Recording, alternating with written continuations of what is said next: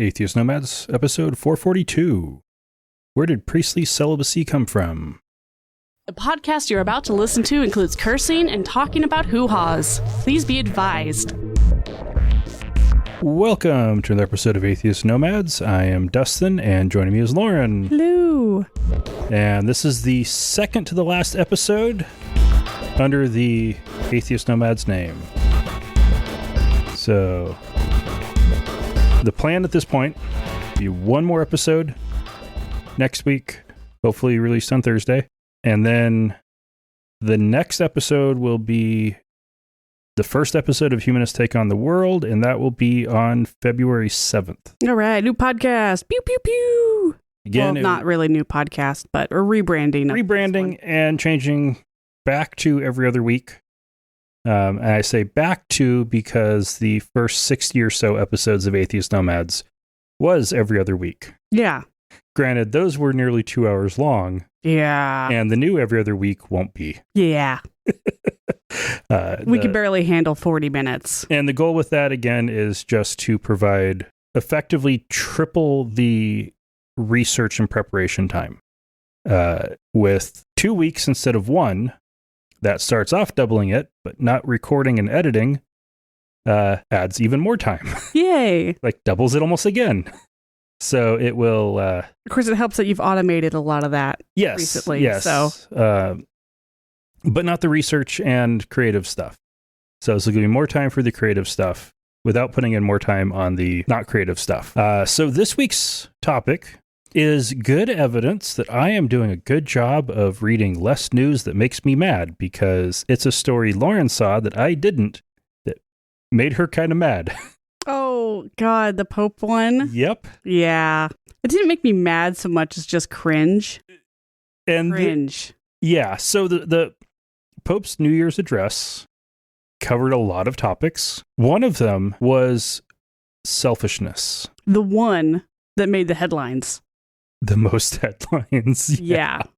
Everybody covered it. He said, quote, "We see that people do not want to have children, or just one and no more."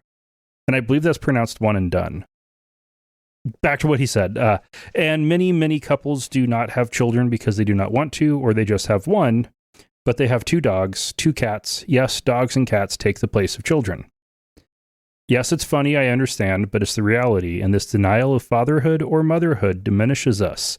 It takes away our humanity, and in this way, civilization becomes aged and without humanity, because it loses the richness of fatherhood and motherhood, and our homeland suffers as it does not have children," said the old white celibate man with no children. Allegedly celibate man. Allegedly celibate man. Allegedly no, they'd much rather fuck children. But no, it's like people who choose to have dogs and cats instead of children are selfish. It's like, wow. This coming from a church that is known for having every other kind of sex, hiding it, and you're going to tell us that we're being selfish for only having one kid and multiple pets, or having no kids. Well, clearly that's selfish, because who are the priests going to fuck if there aren't enough children? They need to start fucking dogs, apparently. Oh, poor dogs. Oh, man. So, but yes, this brought up a question from Lauren. Where did the whole priestly celibacy come from? Right, because a lot of problems with the Catholic Church would probably be solved if they allowed priests to marry and have sex. Allow them to have marital consensual sex with adults. That should be implied, but to make sure it's emphatic. Yeah.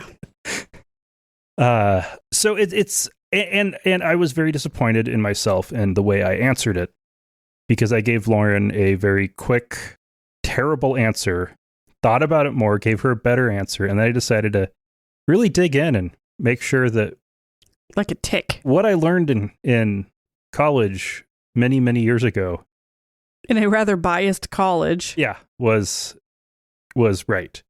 The basic answer I had learned in school was that the Catholic Church doesn't let priests marry because of the Middle Ages, because the church had a lot of land and bishops were effectively princes or dukes with lots of land. And they did not, the kings and actual princes and dukes did not want those to become hereditary and have additional dynasties that are part of a separate international organization that's hereditary.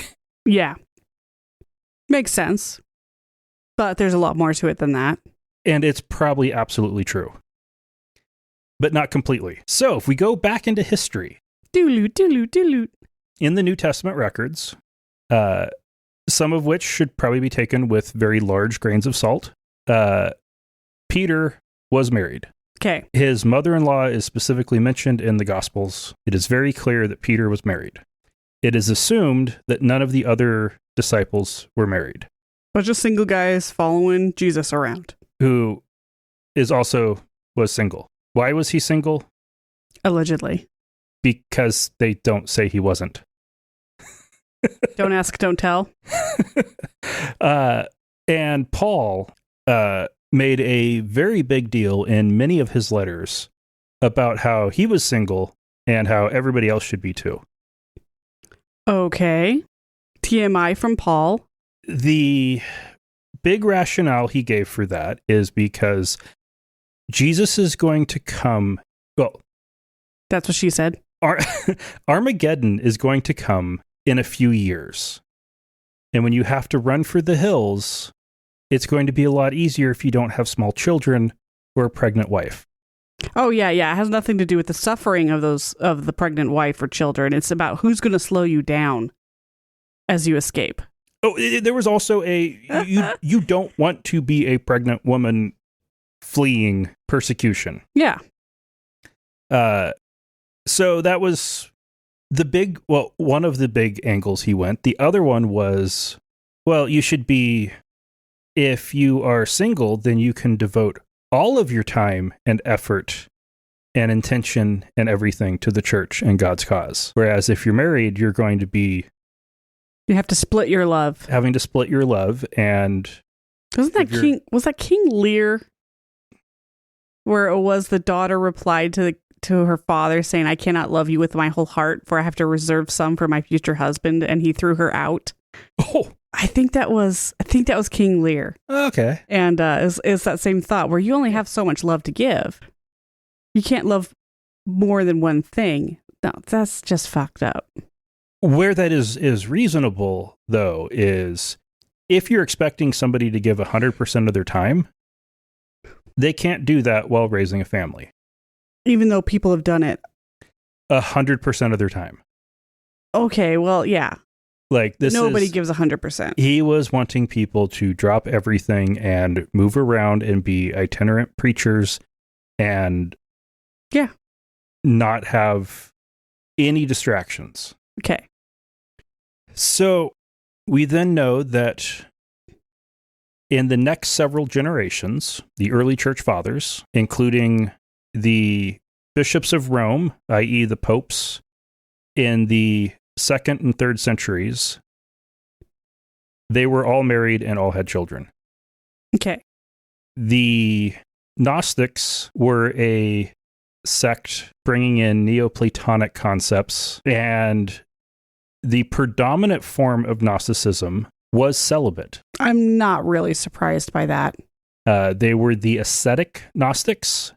They would self-flagellate, beat themselves with whips. They would fast for ridiculously long periods of time. And they believed that flesh and the material world is evil and the spiritual world is perfect. And if you have children, then you are creating more evil. Okay. The libertine Gnostics had the same basic principle, but with orgies. And if anyone in their group got pregnant, they'd do an abortion, grind up the fetus, and eat it. Okay, that's fucked up. To make sure that they destroyed the matter that they had created from their orgies. Okay, well, that's, some problems there. Yeah. They didn't last long. No, they were eventually hunted down and forced to convert to standard Christianity or be killed. Yeah. With that forced conversion, a whole lot of Gnosticism got merged in. Okay. And asceticism was a big part of it. What's that? The denying self as much as possible. Oh, okay. Taking November a little further. Yeah.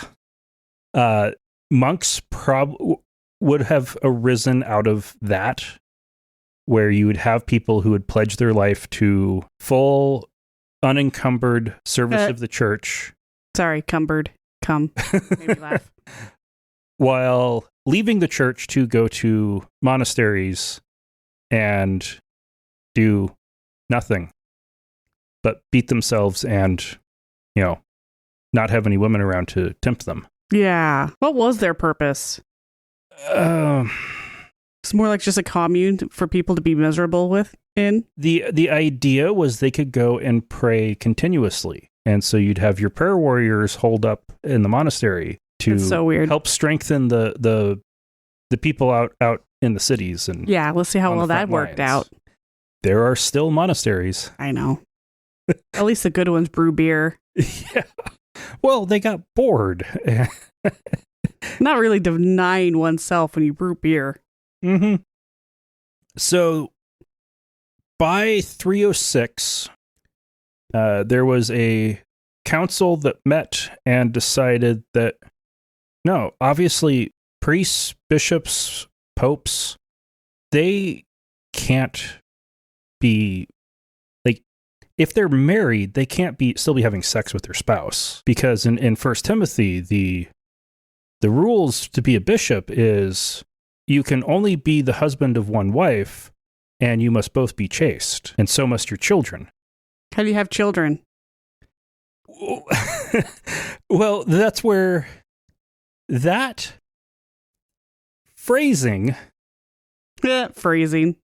has been... That's the one that's been thoroughly debated, and there have been two schools of thought as to what that means. Okay. This ought to be good. The school of thought that this one council came to was, no, that means they can't have sex at all. And like their children, if they had children, so ideally the bishop should not be married. If the bishop is married, he should probably move out of the house. Of course.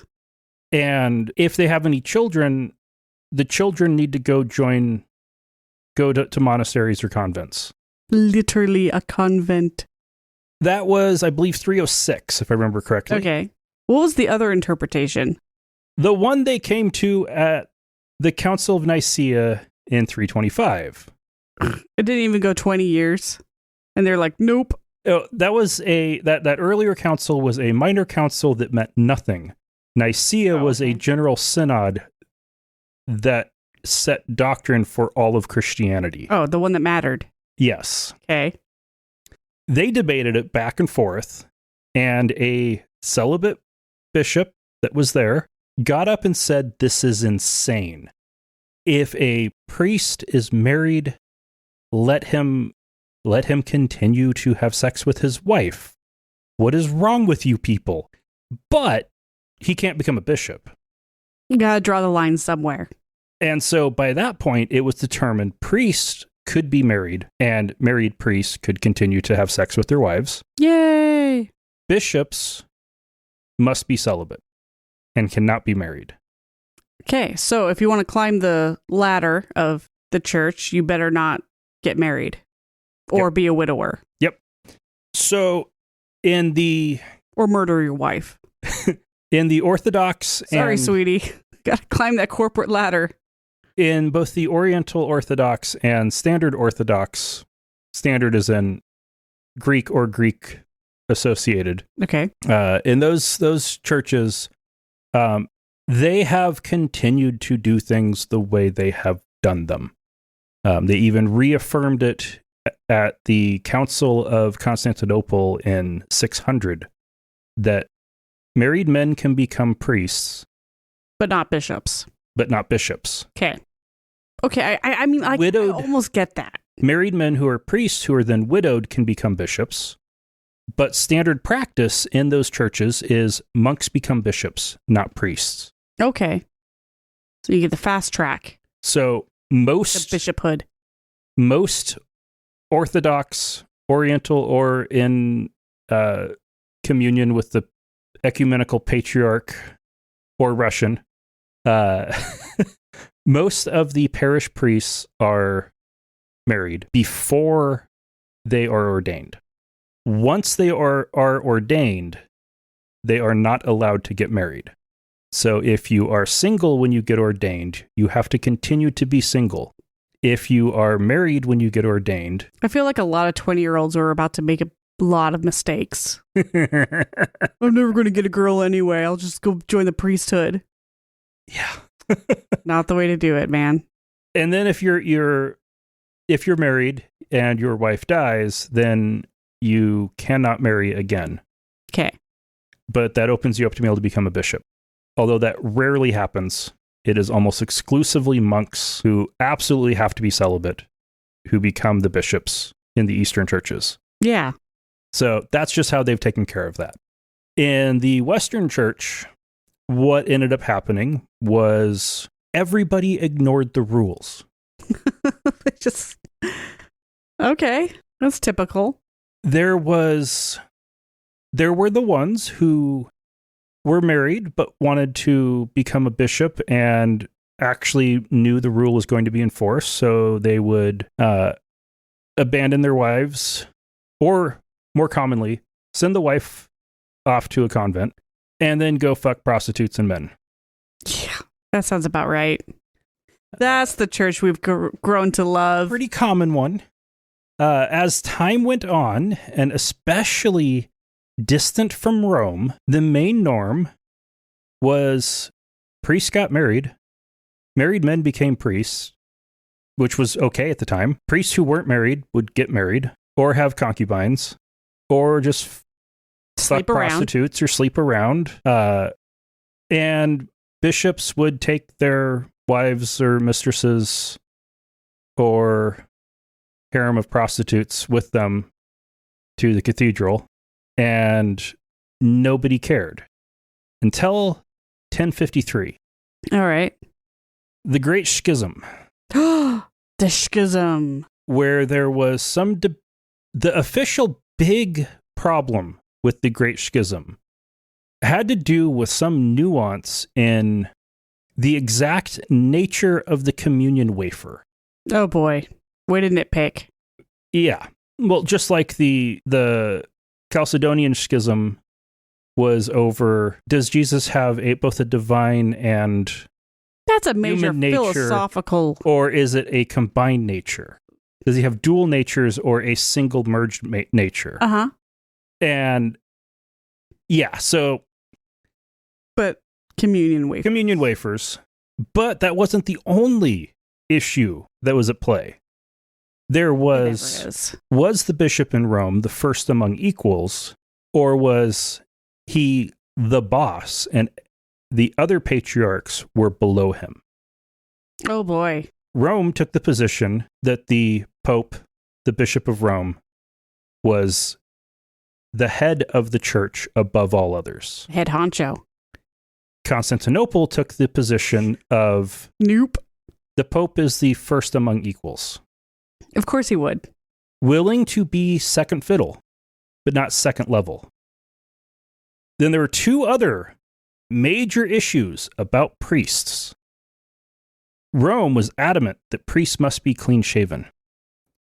Constantinople was adamant that priests should have beards. So stupid. That is so dumb. Oh my God. Okay. And Rome was adamant that priests should not be getting married. Constantinople was like, are you a fucking idiot?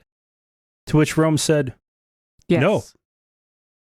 Married men cannot be priests. They actually took it the step further. At the point of splitting, the Constantinople kept with the way it had always been, and Rome diverged. Okay. And they went nasty, crazy. Priests have to be celibate.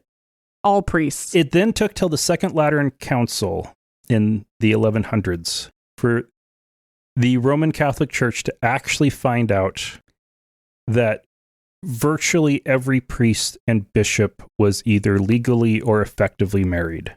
Haha, psych. Too late. You just lost all your priests.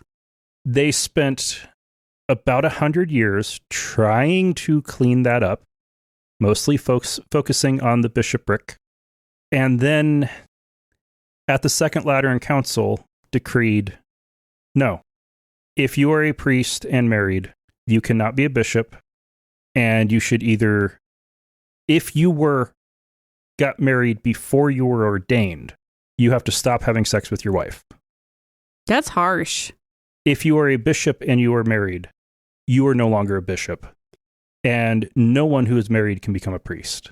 Okay, so that all happened in the 1100s. Yeah.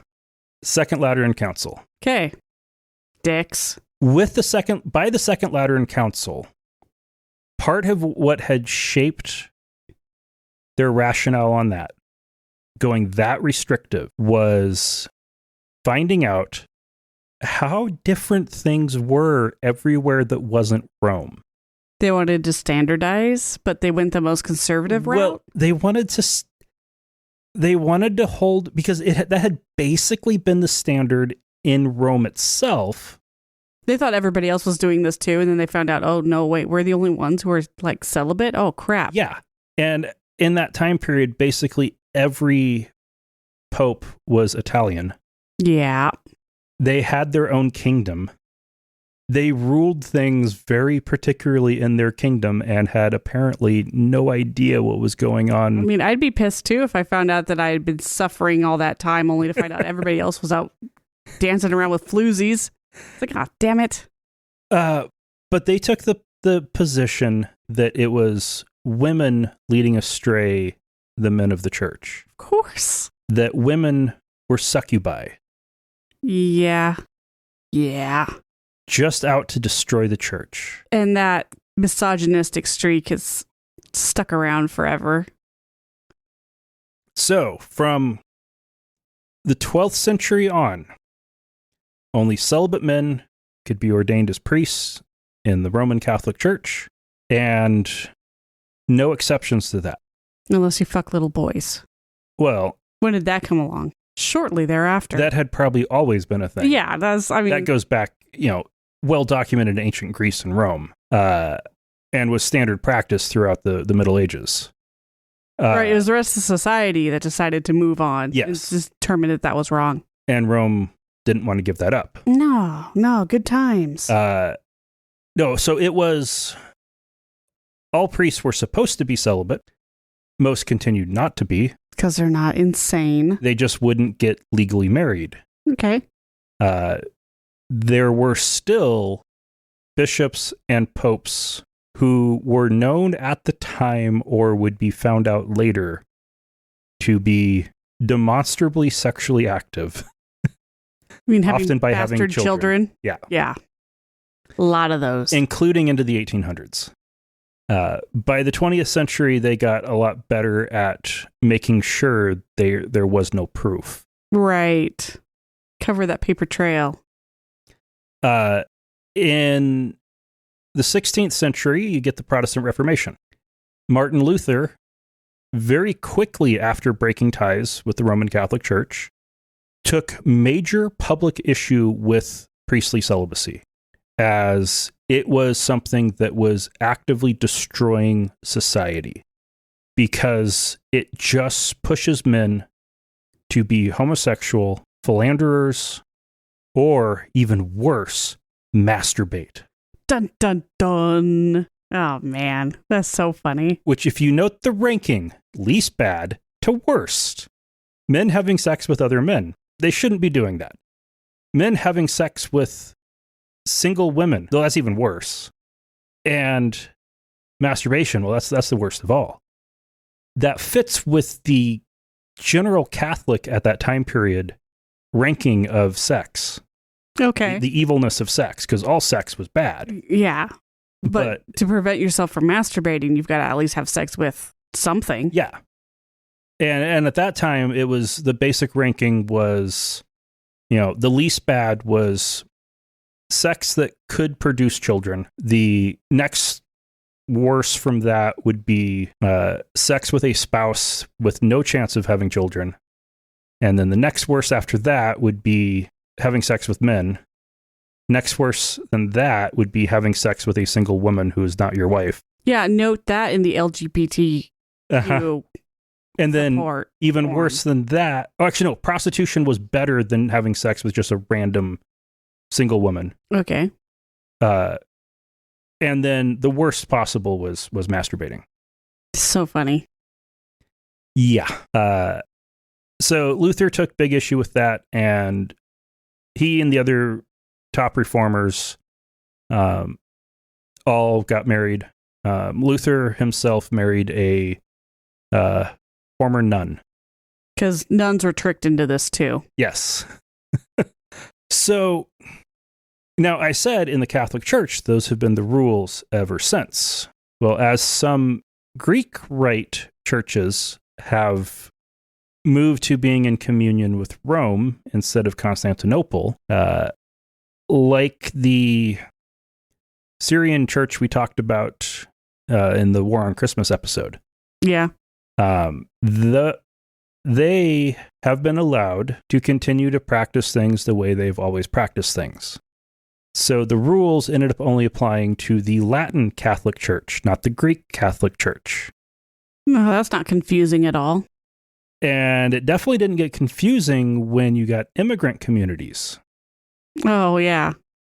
Where you would have a Greek Rite priest who was married in New York next to a Italian priest who immigrates to New York and can't be. And in those two churches, they have, that caused some issues they had to deal with. The first relaxing of the rules came in 1960 with Vatican II. That was when they fully reaffirmed that Greek Rite churches should be doing services in the Greek way and whatever language they want to be doing it. That's when they allowed native language services anywhere. Okay. Stop using Latin. And they set up a few allowances for married men in the clergy in the Latin church. The main way is for, and that was specifically coming from requests from the U.S. because they were having a hard time getting black priests in America, and they needed more. Yeah. So they asked Vatican II, please loosen this up a little bit. They stopped being able to recruit. It caused recruiting issues. So they opened up the deaconate, the permanent deacon position. Up to that point, what deacons had been in the Catholic Church was last year seminary students prior to getting ordained as priests. Okay. Those are now referred to as transitory deacons because it's a transitionary period. The permanent deacons can be married, but if they're married, they have to be over the age of 35. They have to go through a fair bit of training, and they exist to serve the bishop and priests. They can do everything a priest can, except for hear confession, anoint the sick. They can't lead communion. They can assist in distributing communion, but they can't do the actual blessing of it. They can't perform the magical ritual to convert the essence. And that was the issue with at the Great Schism is it the essence that's changing, or is it physically actually changing? And the Greek side was, no, it is literally actually physically flesh. But it's not when you look at it and poke it. But it's not. So that's just what? Well, at that point, at least serve up bacon or something. I mean, Jesus. At that point, Constantinople took the more extreme position on communion and Rome took the more extreme position on priests having sex. There you go. Nobody can get along. But with the deacons, so yeah, they can help with that. They can do baptisms and confirmations. They can do weddings, funerals. They do a lot of weddings. They also allowed at that point for married priests of other churches who convert to Catholicism to continue to be married. Yeah, but how often does that happen? There's a few a year. I mean, that has to be so freaking rare for somebody to say, I'm Catholic now. Yeah, it's rare. That doesn't make sense. Anglican to Catholic, Lutheran to Catholic. It's not often, but it does happen occasionally. A bishop from one of those other churches to convert to Catholicism can either become retired and have the might retain the rank of bishop while being retired, or can take the position of a priest while being allowed to attend bishop's meetings. Okay, that's cute, I guess. Yeah, but not able to actually be a bishop. Yeah. So yeah, that's the Pope's statements about selfish couples not having enough kids. My first thought was he didn't even get the irony of what he was saying. And then I thought about it some more. No, he absolutely knew what he was saying, because he's been getting petitioned for a couple years now to allow married men to become priests in Brazil, because they have a severe shortage, especially in the Amazonia state. Yeah, well, there's not a lot of people there, for one. Mm-hmm. And he is adamantly against it. Okay. So that is... We need more priests, so go have more babies. Yeah. The surprising thing in all of this is it is not considered dogma. No. These are just his dementia-addled ramblings of an old crazy man. It is officially recognized by the Catholic Church that priestly celibacy is a traditional rule that they are holding to, but are free to change at any time. That differs from That's crazy. Their refusal to ordain women, which is dogma. Yeah. Oh, okay. Yeah. That only men can be priests. That's dogma. That only single men can be priests is tradition. Okay. And they acknowledge they can change it. But they won't. They won't, no. No. Well, okay. I believe eventually they will. It's going to be a long time. And what's crazy is a whole bunch of why we criticize the Catholic Church so much is because of this. It all stems from this. If priests didn't have to try to pretend to be celibate, they wouldn't be taking advantage of people they can control. But they can only safely have sex with people that they can control and that they can keep silent. And who's easiest for that? Altar boys. Ugh. I'd be so nervous if I was a Catholic parent. Ugh. That's just dirty. And why is the Catholic Church so misogynistic? Because all of the people making the decisions believe that women are succubi who are trying to take away God's gift of celibacy / gay orgies / fucking altar boys. Cocaine fueled. Yes, especially cocaine fueled. Especially. Yeah. It's a God-given right. Yeah, and like, you know, that we had a story a couple years ago we covered about it was a couple bishops and a bunch of priests, like 30 Vatican priests having a cocaine fueled gay orgy at an apartment they secretly had just a couple blocks away from the Vatican City. Yeah. And they were being really noisy, and the cops busted them and arrested them for the cocaine. Yeah, busted. I mean, and this happens all the time. Yeah. That wasn't a one-off. No. Martin Luther talked about it because he was a former monk. He knew about it. He knew how it all worked. Yeah. Yeah. So, yeah, that's where it came from. there's a good reason the Orthodox churches haven't followed suit. And every Protestant denomination dropped those rules as soon as they could. Yeah. We have feedback. We got 2 corrections from Danielle with timestamps. Gotta love those timestamps. For last week's episode. All right. Hit me. At 3 minutes, 19 seconds. King Henry VIII did have one living female child with his first wife, Catherine of Aragon, but she was unable to provide him with a living male heir. He wanted an annulment based on the grounds that she had been briefly married to his brother, the previous king, which made her his sister by marriage, therefore incest. The Pope disagreed, so Henry separated the English Church from Rome. There we go. Yes, that is absolutely true.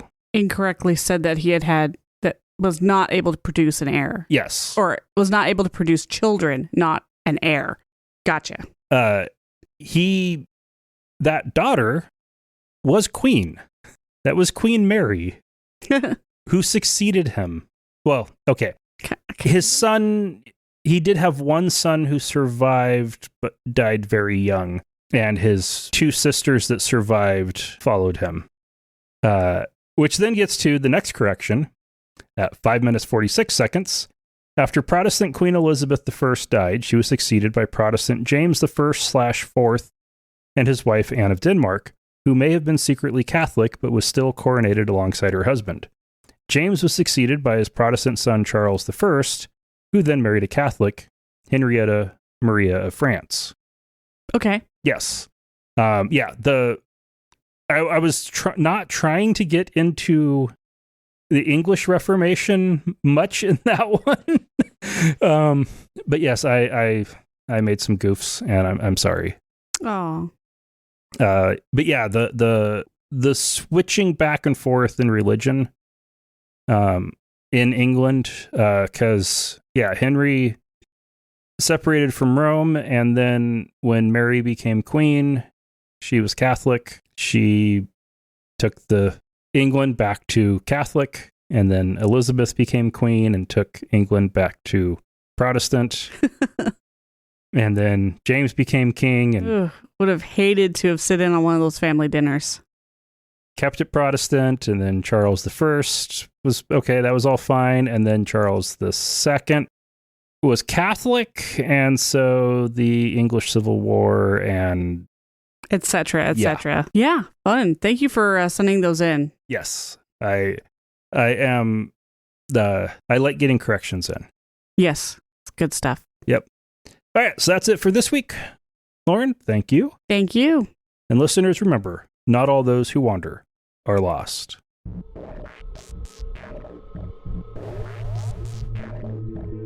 Thank you for listening to another episode of Atheist Nomads. You can find show notes and contact information at atheistnomads.com. Follow us on Twitter at Atheist Nomads, and like us on Facebook at facebook.com/atheistnomads. Please subscribe to the show in iTunes, Stitcher, or your podcatcher of choice, and while you're there, feel free to leave us a review. Theme music is courtesy of Sturdy Fred. Until next time, this has been the Atheist Nomads.